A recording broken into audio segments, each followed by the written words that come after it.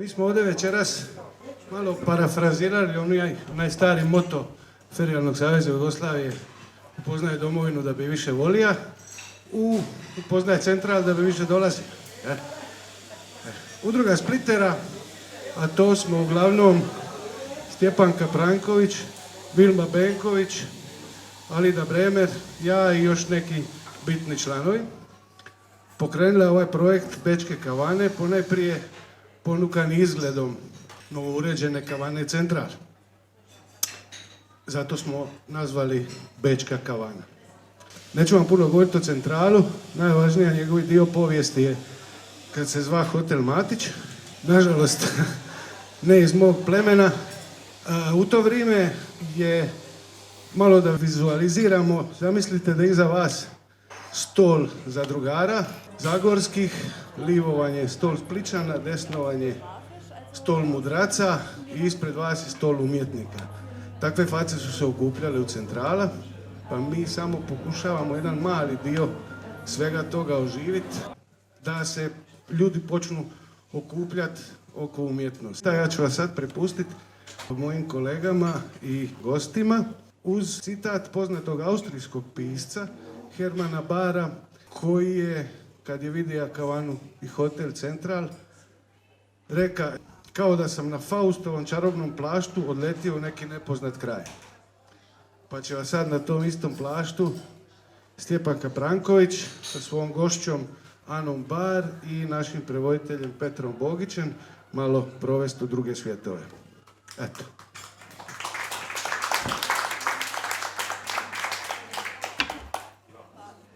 Došli na prvu Bečku kavanu. Prije nego što vam predstavim našu današnju gošću, austrijsku književnicu Anu Bar, želim još jednom zahvaliti Austrijskom kulturnom forumu na podršci. Želim posebno zahvaliti prevoditeljici Ivani Korpar koja nam je prevela tekstove koje ćemo večeras čitati i kolegi Petru koji će naš razgovor usmeno prevoditi. Radujem se što je večeras s nama Ana Bar, književnica rođena 1973. godine u Zagrebu, odrasla u Beču, Klagenfurtu i na otoku Braču. Njezine romane Die Farbe des Granatapfels iz 2015. godine, Als ob sie träumend gingen iz 2017. i Nil iz 2021. te zbirku priča Divan mit Schonbezug iz 2022. godine objavila je izdavačka kuća Wallstein Verlag. U njemačkim i međunarodnim časopisima za književnost, antologijama, na radijskim postajama i u dnevnim novinama objavljuje liriku, prozu i eseje te književne priloge u umjetničkim produkcijama i izložbama. Nakon brojnih priznanja i nagrada, Ana Bar je 2022. godine, i na tome joj čestitamo, dobila najviše priznanje Republike Austrije za svoje književno stvaralaštvo, nagradu Großer Österreichischer Staatspreis für Literatur. Možemo jedan pljesak.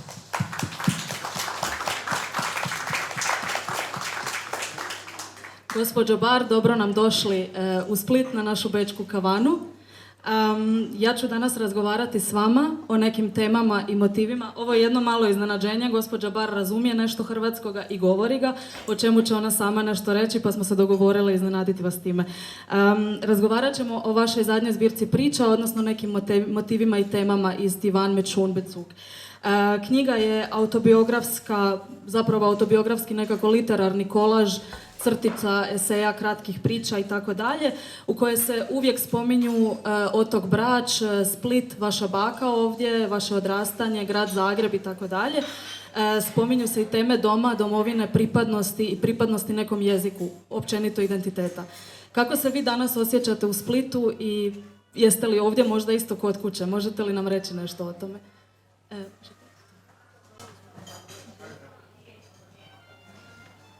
Dobro večer. Sad ćemo vidjeti kako ćemo. Bićemo pola, malo na hrvatski i malo na njemački.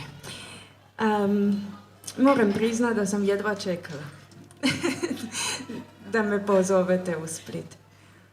Mislim, moja mama se ovdje rodila, moja baka se ovdje rodila i imamo veliku splitsku obitelj, tako da mi je jako mislim, kako se kaže, bliski grad. I ja sam najmanje jedan put u godinu dođem u Split jer idem dalje na Brač. To mi je jedino što mi je danas nekako malo grubo, da Brač nisam ni vidjela. Mislim, niti izdaleka ga nisam vidjela, ali obožavam ovaj grad. U Austriji uvijek kažem morate ići u Split svakome. Tako da ako ima puno turista, to od mene došlo, valjda.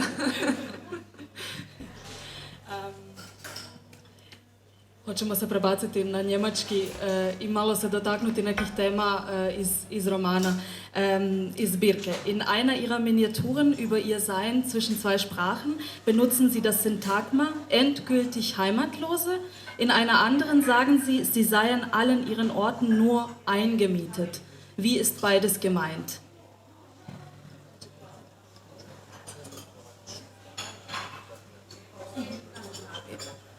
Jo, funkcionira.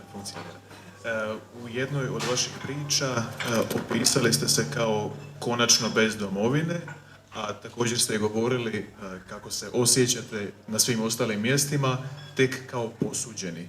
Možete li to malo detaljnije objasniti? Der Grund für dieses nur eingemietet sein ist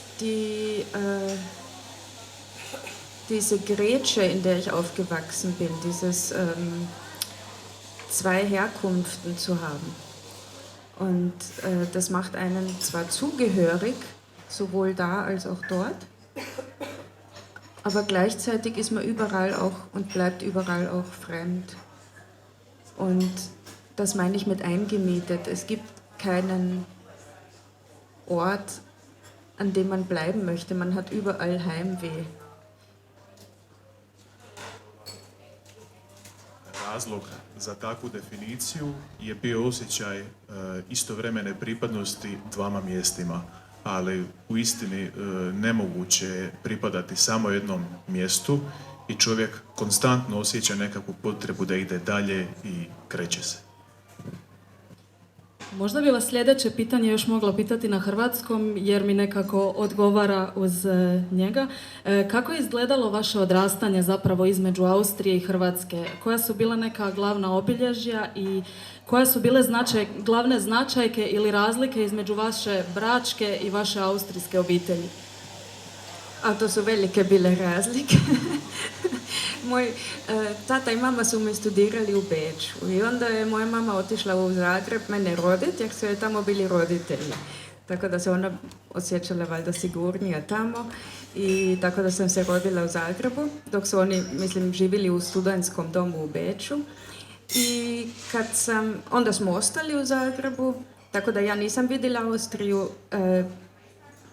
prvih par mjeseci, nego smo otišli onda na Brač.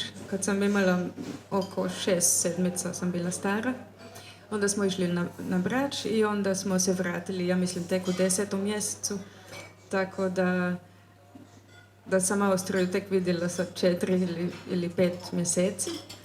A razlika je možda bila u tome da je i onda kad sam bila možda godinu dana, prvi rođendan sam provela na Braču kod none i dide, jer mama je morala studirati i učiti, tako da je, mislim, mene dala kao baki i didi da me čuvaju. I onda, tako da sam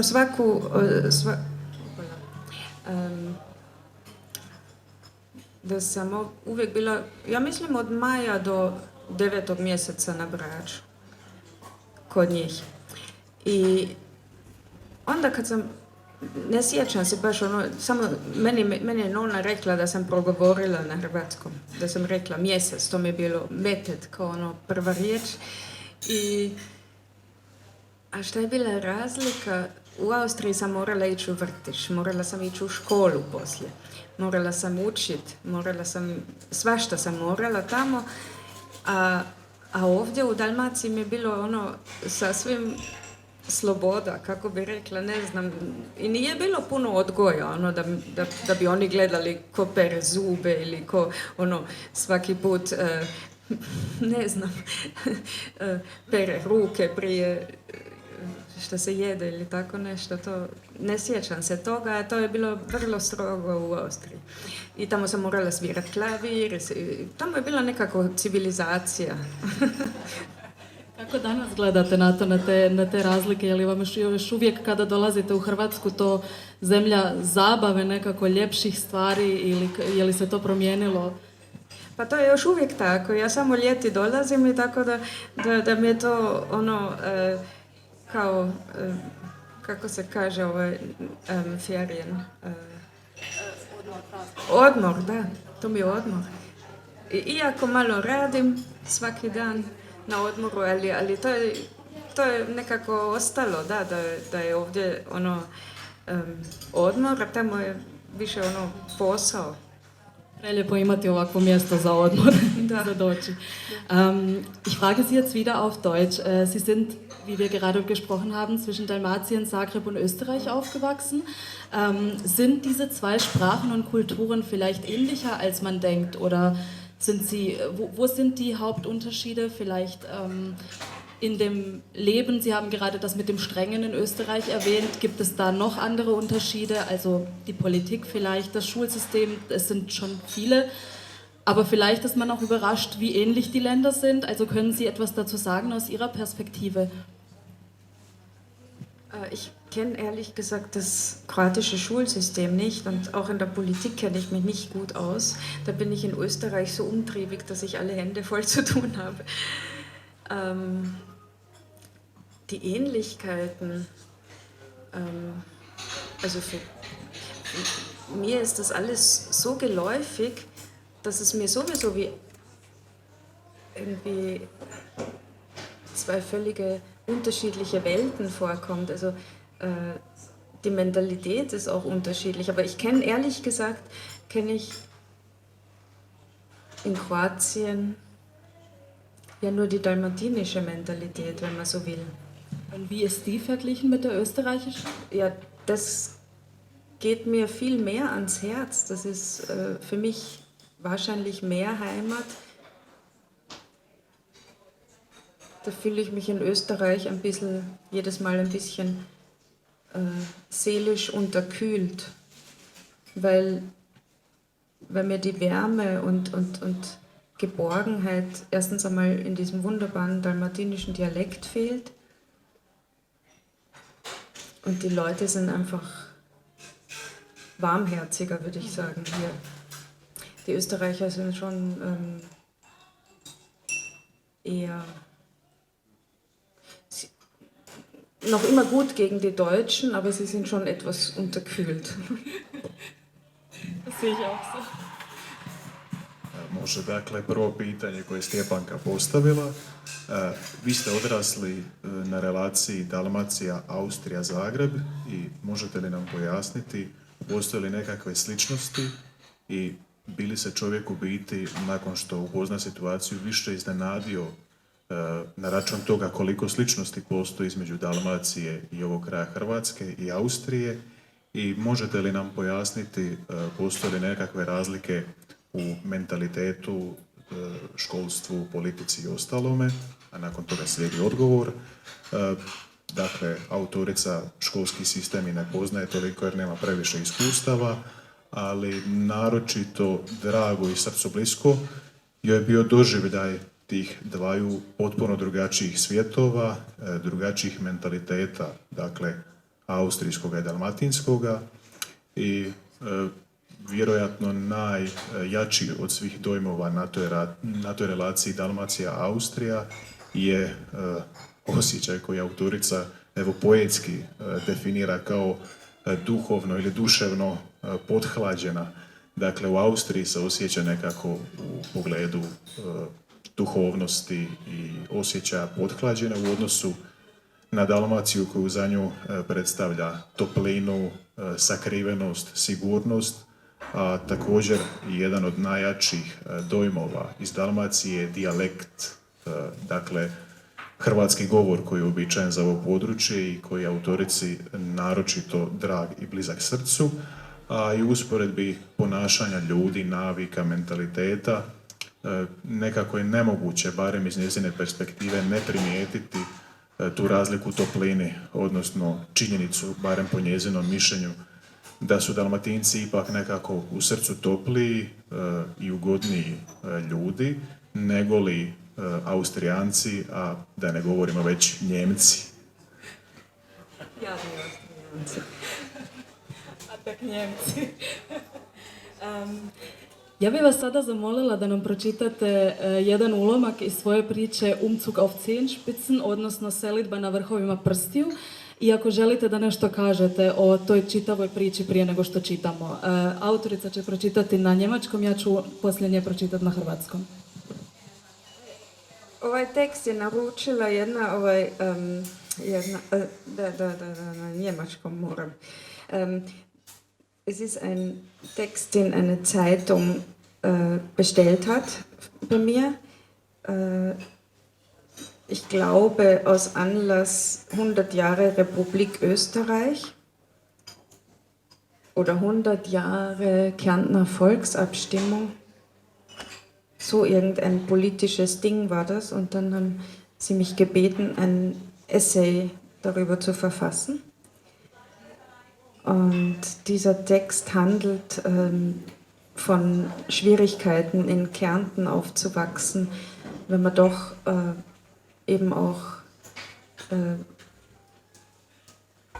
damals jugoslawische Wurzeln hatte, weil Jugoslawien war ja aus österreichischer Sicht ein Feindesland. Man hat ja den Tunnel, den Leubelpass-Tunnel auch verbarrikadiert nach dem Krieg und es gab einen Kärntner Heimatdienst, hat sich der genannt, der gehetzt hat gegen Jugoslawien. Die wollen Kärnten zurückhaben und wir müssen uns vor denen in Acht nehmen. Also die wollen Kärnten wiederhaben. Und diese Kärntner Urangst ist eben Thema in diesem Text, weil die Kärntner Volksabstimmung war ja auch 1920, als die Frage eben zur Debatte stand, ob Kärnten an Jugoslawien fällt oder bei Österreich bleibt. Možda bi za početak bilo dobro da se upoznamo sa povijesnom pozadinom dijela. Tema ovoga dijela su teškoće odrastanja u Koruškoj, koja je pokrajina na granici nekadašnje Jugoslavije, odnosno moderne Slovenije i Austrije. I autorica u svojem dijelu opisuje tu atmosferu neprijateljstva i nelagode između dviju država, dakle s jedne strane Austrije, novonastale Republike Austrije nakon Drugog svjetskog rata i Jugoslavije, to jest druge komunističke Jugoslavije, koja je na Austriju nakon tih ratnih godina gledala kao na neku vrstu neprijatelja.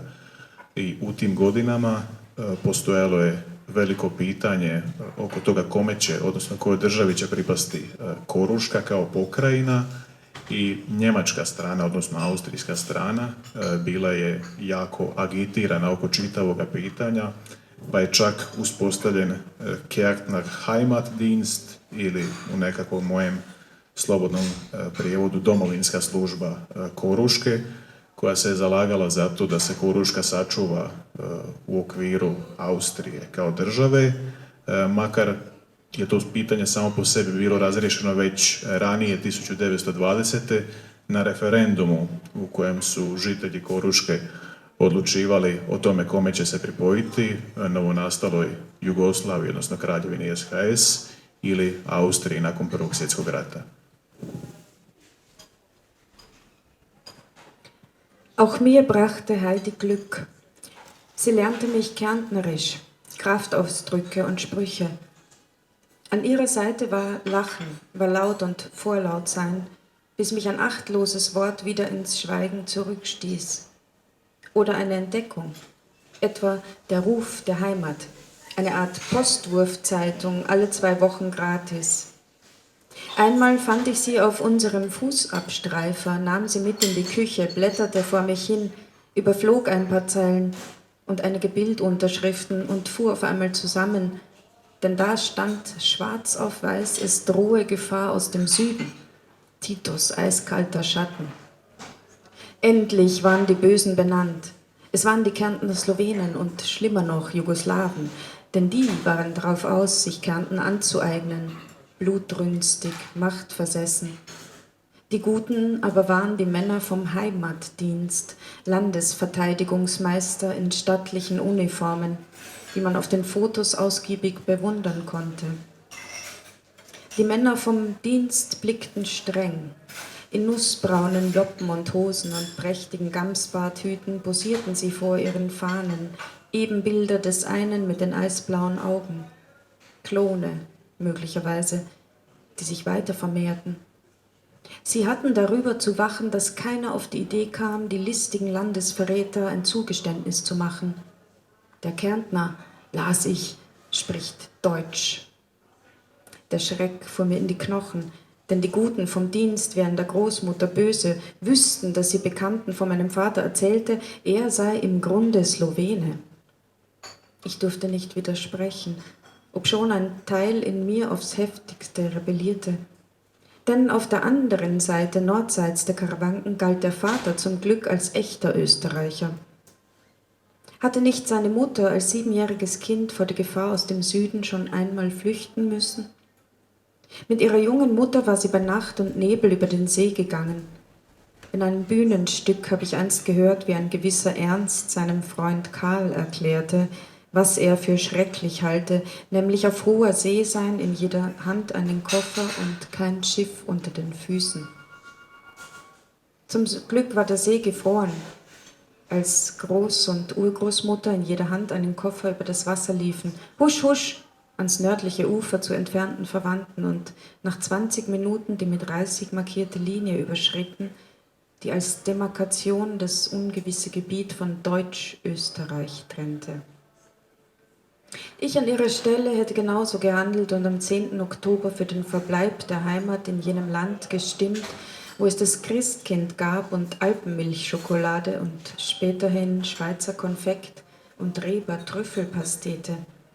Denn sicher hätte die Kutscher uns mit Sack und Pack und Klavier auf die Straße gesetzt, während der Bruder und ich am Ende mit Crash-Bonbonieren bei ihr zu Kreuze gekrochen. Die Männer vom Dienst hatten recht, und dennoch war ich bekümmert, denn ich wusste nun, warum man die anderen Lieder in Kärnten nicht singen durfte.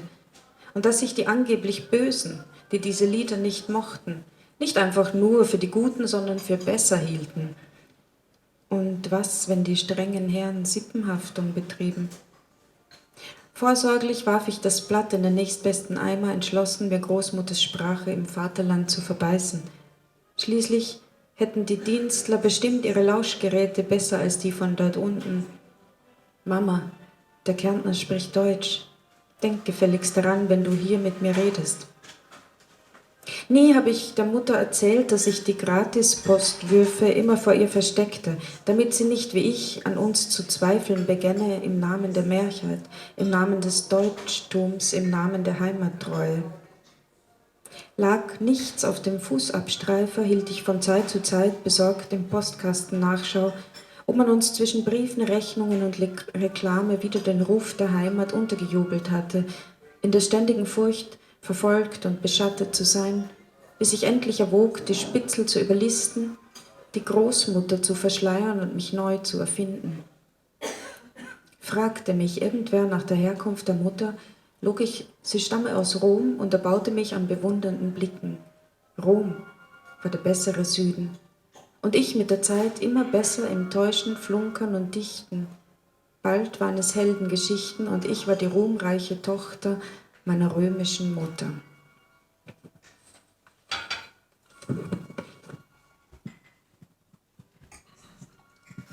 Selidba na vrhovima prstiju. Hajde je i meni donijela sreću. Naučila me koruškom dijalektu, psovkama i frazama. Uz nju bih se smijala, a bila glasna i drska, dok me neka nepromišljena riječ ponovno ne bi zavila u šutnju. Ili pak neko otkriće, poput zova domovine, novina koje dobiješ u poštanski sandučić svaka 2 tjedna besplatno. Jednom sam ih pronašla na našem otiraču, ponijela ih sa sobom u kuhinju, listala tek tako.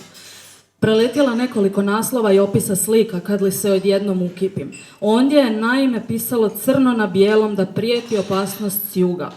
Titova zastrašujuća sjena. Zlikovci su konačno dobili ime. Bili su to koruški Slovenci i, što je još gore, Jugoslaveni. Oni su krvoločni i gladni moći naumili pripojiti Korušku. A na strani dobra bili su muževi koruške vojne službe, majstori domovinske obrane u naočitim uniformama kojima ste se na slikama mogli diviti do mile volje. Pripadnici službe imali su strog pogled. U podstavljenim kaputićima i hlačama boje lješnjaka i s raskošnim šeširima s čuperkom od divokozje dlake pozirali su pred svojim zastavama, jedan nalik drugomu, s ledeno plavim očima, klonovi možda, koji su se samo dalje umnožavali. Njihov je zadatak bio paziti da nikome ne padne na pamet prikloniti se prepredanim izdajicama domovine. Stanovnik Koruške, čitala sam, ima govoriti njemačkim jezikom. Strah mi se uvukao u kosti, jer bi se ovi dobri iz službe bili naljutili na baku kada bi znali da je poznanicima govorila kako je moj otac u stvari Slovenac. Nisam smjela proturječiti, iako se neki dio mene tome žestoko protivio, jer se s druge strane, sjeverno od Karavanke, tatu srećom smatralo pravim pravcatim Austrijancem. Nije li njegova majka kao 7-godišnje dijete već jednom morala bježati pred opasnosti s juga? Sa svojom je tada mladom majkom kroz noć i maglu prešla preko jezera. U nekoj sam kazališnoj predstavi jednom čula kako jedan stanoviti Ernst svojemu prijatelju Karu objašnjava nešto što ga užasava. Zamisli, nalaziš se na sred vode s kovčegom u svakoj ruci, a nemaš brod pod nogama. Kad su baka i prabaka s po jednim kovčegom u svakoj ruci prelazile preko vode, jezero je na sreću bilo smrznuto. Tiho, tiho, na sjevernu obalu do naših daljnjih rođaka. I već 20 minuta kasnije prekoračile su liniju označenu Šibnjom, koja je kao razgraničenje dijelila nesigurno područje od Njemačke Austrije. Ja bih na njezinom mjestu postupila jednako i 10. listopada glasala za to da nam domovinom ostane ona država u kojoj postoje mali Isus, čokolada od alpskog mlijeka, a kasnije švicarske slastice i praline Regal. A Kučerova bi nas sigurno sa svime što imam izbacila na ulicu da smo brat i ja pred njom pali na koljena noseći joj kraš bombonjera. Muškarci iz službe bili su u pravu, pa ipak sam bila zabrinuta, jer sam sada znala zašto se u Koruškoj ne smije pjevati one druge pjesme i da su se oni navodno loši, koji nisu voljeli te pjesme, ne samo smatrali dobrima, nego čak i boljima od drugih. Pa što ako su stroga gospoda hapsila članove obitelji prijestupnika? Iz opreza sam list bacila u najbliži koš, odlučna o tome da ću u domovini zatomiti jezik svoje bake. Na posljedku, službari su zasigurno imali uređaje za prisluškivanje, bolje od onih tamo dolje. Mama, stanovnik Koruške ima govoriti njemačkim jezikom. Misli više na to kad ovdje sa mnom razgovaraš. Nikada majci nisam ispričala da sam te besplatne novine uvijek skrivala od nje. Da ne počne kao ja sumnjati u nas u ime većine, u ime njemstva, u ime vjernosti i domovine. Kada ničega ne bi bilo na otiraču, s vremena na vrijeme, zabrinuto bih provjeravala poštanski sandvičić, nisu li nam među pismima, računima i reklamama ponovno podvalili zov domovine. U stalnom strahu da me slijede i motre, dok napokon nisam promislila kako ću nadmudriti uhode, zataškati baku i iznova osmisliti sebe. Kada bi me netko pitao o majčinu podrijetlu, lagala bih da dolazi iz Rima i hranila se njihovim zadivljenim pogledima. Rim je bio onaj bolji jug, a ja s vremenom sve bolja u obmanjivanju, uljepšavanju i opjevavanju.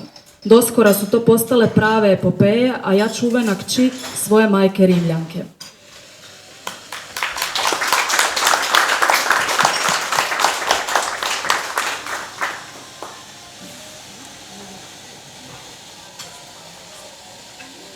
Ich möchte Sie zuerst fragen, Sie schreiben auf Deutsch, haben Sie mal versucht, auf Kroatisch zu schreiben? Ja, nur ein ganz kleines Gedicht für einen verstorbenen Freund, der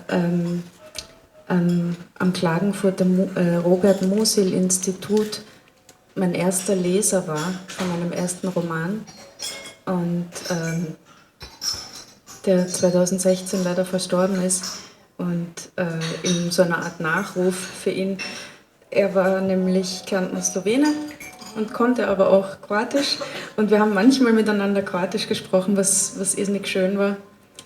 Er war der Einzige in Österreich, der zu mir gesagt hat, du schon moja. Und ja, für ihn habe ich so einen Vierzeiler geschrieben, aber sonst habe ich es nie versucht.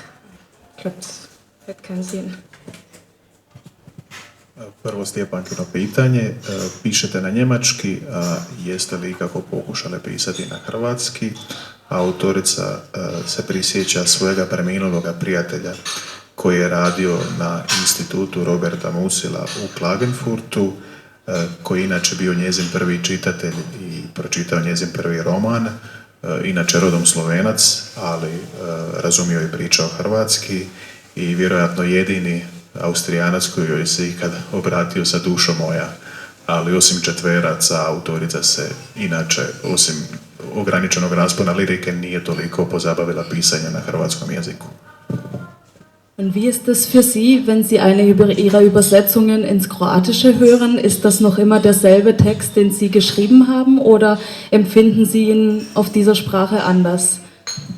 Ja, ich könnte dann immer weinen, dann muss ich mich immer so zurückhalten, weil er geht mir dann viel näher als auf Deutsch. Ich weiß nicht warum. Das Deutsche ist eine ganz sperrige Sprache, eine wunderschöne Sprache, man kann viel mit ihr anfangen, aber sehr, sehr sperrig und den Gefühlen nicht so gut zugänglich. Und wenn ich dann die Übersetzungen lese, dann muss ich mich immer sehr zusammenreißen. Stjepankino pitanje je bilo kakav je osjećaj autorice kad čita prijevode svojih dijela na hrvatski i ima li nekakav dojam da je tu nešto drugačije, da ima nekakva razlika. Autorica odgovara da je prvo dođe da zaplače, ali iz jednog specifičnog razloga, jer sadržaj prijevoda na hrvatski postane nekako opširniji, opsežniji, s obzirom na njemački, po njezinom mišljenju, nije toliko sposoban dočarati taj raspon emocija, tako da ona kad čita uočava nekakve emocije i osjećaje kojih kao da nema u originalu. Dann freut es mich sehr, dass wir Sie eingeladen haben und noch etwas von Ihnen übersetzt haben. Das Hauptmerkmal dieses ganzen Werkes ist Ihre kunstvolle und tiefgründige Sprache. Sie haben da viel geschafft mit dem Deutschen und ich muss auch sagen, Ihr Humor. Letztes Jahr in Klagenfurt sagten Sie ja, dass Literatur retten kann. Hat es das Literatur oder das Schreiben vielleicht für Sie getan? Und was hat Ihnen geholfen, Ihren Süden zu akzeptieren?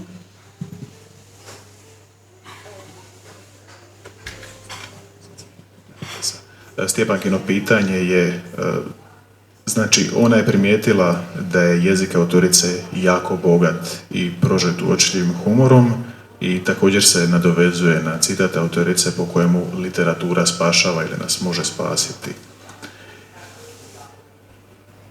Also ich betreibe ja kein therapeutisches Schreiben. Und das ist auch kein autobiografisches Schreiben in dem Sinn. Es ist keine Bekenntnisliteratur, es ist höchstens das, was Germanisten gerne vielleicht als autofiktional beschreiben würden. Das heißt, wahre Begebenheiten und echte Erlebnisse dienen mir eigentlich nur dazu, weiterzugehen, sozusagen als Sprungbrett vielleicht oder als Anregung. Oder Menschen, die ich wirklich kenne, also die wirklich aus meinem Leben gegriffen sind auch nicht irgendwie abgebildet. Ich würde mich hüten, Menschen 1:1 abzubilden. Sie inspirieren mich einfach. Sie stehen mir geduldig Modell für sehr impressionistische Bilder, wenn man das jetzt so ausdrücken möchte. Autorica najprije želi napomenuti kako se ona ne bavi nekom vrstom terapeutskog pisanja i da ovo u prvom redu nije nekakva ispovijest, već nešto što bi se na njemačkom jeziku opisalo pojmom autofikcional, odnosno autofikcija, i u biti njezino pisanje joj služi kao odskočna daska da postigne nekakav preslik ljudi koji su joj inspiracija za impresionističke slike. Süden muss ich mich gar nicht aussöhnen. Ich bin im Süden sehr zu Hause und das ist genauso ein Teil wie der Norden für mich, wenn man so will. Da gibt es nichts zum Aussöhnen. Einen Süden, der gut ist für Sie.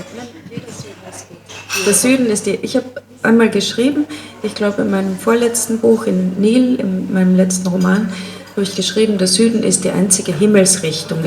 Im Deutschen sagt man ja Himmelsrichtung. Man kann auch Windrichtung sagen, aber ich habe gesagt, der Süden ist die einzige Himmelsrichtung. Wenn man es ganz genau nimmt, gibt es ja auch nur eine Himmelsrichtung und die ist oben. Aber der Süden, und ich habe das zum Beispiel im Iran, der ja noch ein gewaltigerer Süden ist, gemerkt, dass das einfach mein irgendwo magnetischer Anziehungspunkt ist, wenn man so will. Autorica se nadovezuje na ranije Stjepankino pitanje u kojem je ona pitala može li se ona nekako izmiriti ili pomiriti sa jugom u sebi, ali autorica u stvari odgovara da nikakva pomirba u stvari nije ni potrebna, jer se ona na jugu, kakav god jug da je, osjeća kući i to u jednakoj mjeri kući kao što i na sjeveru.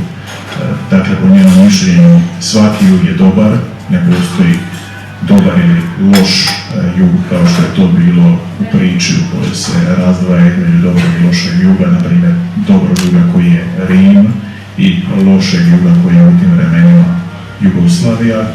I u biti jedina orijentacija, jedini pravac za autoricu je jug, pa se tako isto nadovezuje na vlastita iskustva iz Irana, koji je u nekom pogledu još jača i grublja varijanta juga nego je to možda Dalmacija, ali u biti ona zaključuje kako svaki jug za njim ima nekako magnetsko djelovanje i da u stvari privlači.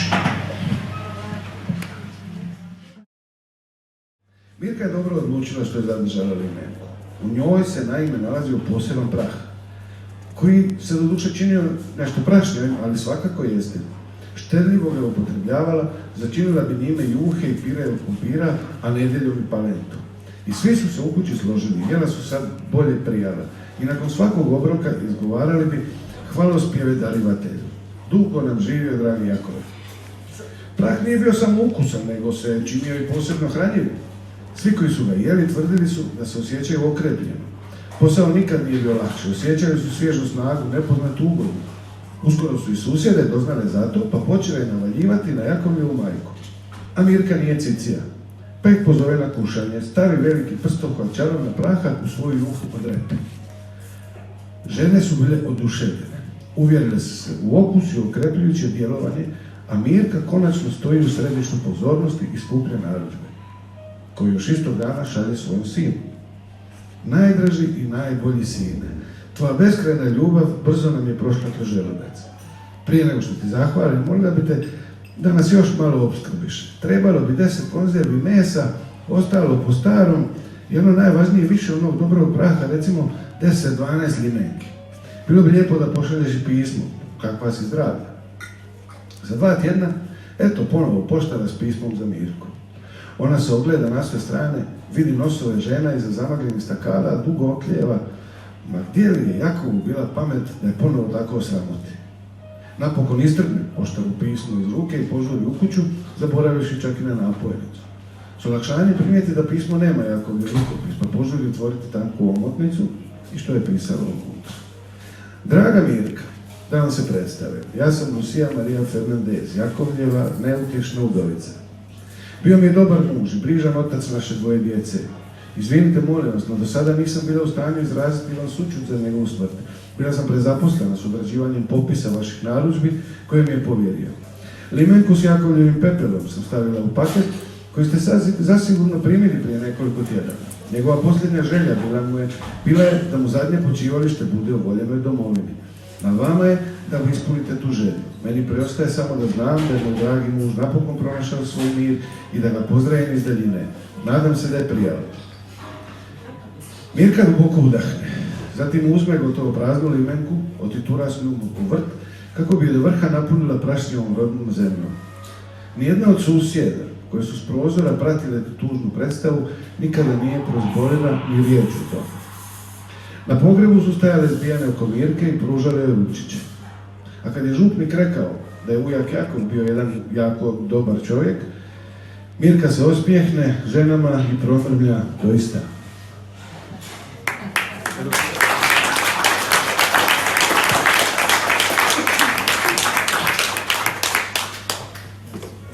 Je li možda netko od vas htio autorici postaviti pitanje? Zanima li vas još nešto možda što nismo večeras spomenuli, možda nešto o braću što ne znate, ona je mogla saznati. Da naručite nešto iz Austrije da vam kupi drugi put.